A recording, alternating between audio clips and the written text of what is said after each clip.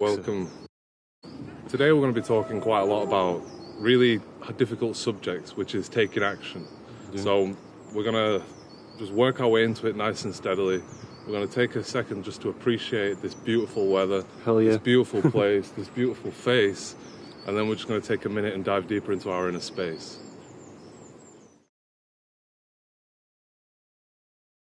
Today we're going to be looking at something really, really important, and that's about understanding the difference between taking action and inaction, and what that means as an outcome, what actually happens to us when we do that.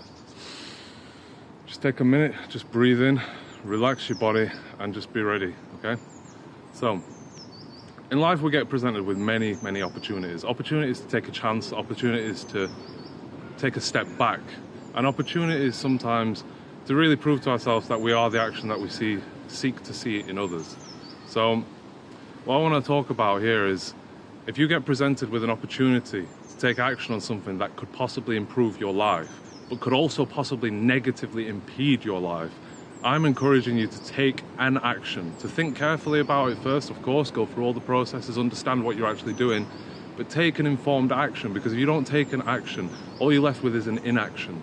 Actions create outcomes that you can manifest, that you can influence, that you can interact with, whereas when you take no action at all you're left with is an inability, an in control, and an absolute lack of ability to influence your own very future. So if you're here because, most people are here to try and find ways to improve themselves, to connect with other people who care, people who love each other, people who are a bit broken by the world and its dictatorships and its horrible, horrible designs and how it manipulates the life of the humans in order to create a society we call successful. But if we take a moment and just pause for a second before we do anything, and we say, here's an opportunity for me to further improve my own life, for me to further improve someone else's life, and by doing something, the possibility then arises for that to actually occur. When we do not take an action, nothing can happen. And nothing can happen on our end. However, the outcome still is very plausible and highly possible. The only difference being you have absolutely no control over it. When we lose control in our life, it spirals out of control. And what do we say about an out of control life? It's very often a miserable, a defeatist-like life. It's a broken life because we have no control over it. So we cannot control the direction in which we want to go. And if you was already there, you wouldn't be here listening to my voice right now. So the whole point is, we're going to take more action, more control of our lives, and therefore have more control in where our lives lead to. Another thing I really wanted to address is to be realistic with yourself about what resources you have within your reach. Where can you actually apply yourself to? Where can you actually draw information from? Where can you draw help from? So that might be in the form of people who can help and assist you with what you need. It might be in the form of you own tools, for example, and you want to get into an industry which requires you to have tools. You have some resources there already waiting for you. And it's really important that we identify all the things that we have within our grasp. Be really open with it. Take in simple things like you have a friend who has an interest in your art, for example. Now that gives you a platform in which you can share that with somebody else to potentially, they might be inspired by that, make a change themselves, and it may lead to an opportunity that would otherwise be invisible. So really identifying every single possible resource you can think of. Once you have a list of all your resources, think about then how they relate to the goals and desires you wish to achieve throughout your life. So you don't have to work exclusively towards an endgame goal. But what's important is to have an idea of the sort of general direction you want to go on based on to where you are right now, and then think about where you are right now, the resources you have right now, and how they could help make you reach that goal. Because when we find ourselves in a place where we seek change, it means we've entered a routine of loops. So we have a cycle that keeps repeating itself, and it keeps leading to the same outcomes, which are giving us the same experience overall through it. We're not satisfied. We're not completely happy with it.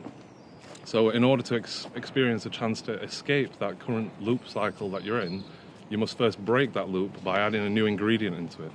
You need to add a new behavior, a new action, and a new process. And the new process will open up the possibility for a new cycle to begin, in which we'll have outcomes that might be more favorable for your long-term progress and your personal well-being. Because, as you know, it's almost impossible to achieve anything if you cannot find the love or the desire or the satisfaction from participating in the thing that you're trying to achieve. Take a breath. Life is hard, and it's full of obstacles. Now, we can either approach it like you would if you was doing parkour and say those obstacles are great because they give me an opportunity to go beyond myself, to push myself further than I ever have before, and therefore to find a new place in life that I've never found before. Or obstacles can feel like a giant weight over your head, just crushing you down into the ground. If you see an obstacle as a means, as an excuse to prevent you from accessing and reaching towards the life you want, unfortunately you will never reach it, because the barrier is not actually the obstacle, the barrier is your mindset towards the obstacle. And that is what's going to dictate how you pass that obstacle and how you pass through your life, and you don't look back feeling like you regret it. Now, there is no regret if you have inner peace. You cannot regret anything you've done in your life. You can understand that there may have been ways that could have been better, that would have led you to the thing that you want now, but in that time you didn't necessarily want this thing, nor did you understand that this thing was even accessible. So let it go. Forgive yourself of all mistakes you've done previously. Remember them, understand them, why they happened, how they happened, and what happened as a byproduct of them occurring. But don't focus on them and feel bad, nostalgic, resentful, guilt, or any of that. It's unnecessary. Which brings us on to the next subject. Don't judge yourself. You don't need to judge yourself. There's plenty of other people who'll do that for you in life. There's just no point. So whenever you set yourself on a challenge, on a quest, on a mission, whatever you want to call it, where you have a set idea in mind of what you want to achieve, go into it knowing that if you don't achieve it, out of choice, out of just the sheer fact that it was not attainable in this current moment with your current resources, whatever the reasons might be, just accept that can happen, and it's okay for that to happen, and don't feel bad towards yourself. It's not your fault necessarily.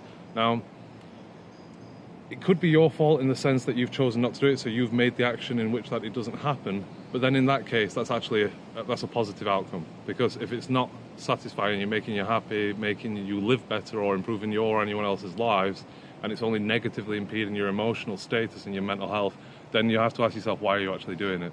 Are you doing this because it's your goal, or are you doing this because it's the goals of the ideas that society's fed into your mind throughout your lifespan, your family, your friends, setting the standard too high? Maybe you don't need to achieve the things that you think you need to achieve in order to be happy. Maybe what you need to be happy is to let go of the expectation on yourself that you must achieve these things to be happy. Take a breath. Sometimes in life you just have to say it's okay. You know, I love myself, I'm happy with myself, and I'm willing to put in the work necessary to get what I want, should I choose to want those things. Thank you for tuning into my video. I appreciate you here. Sending love and peace to all of you. Even the face on the tree is too. Namaste. Namaste. That was good. That was like a two.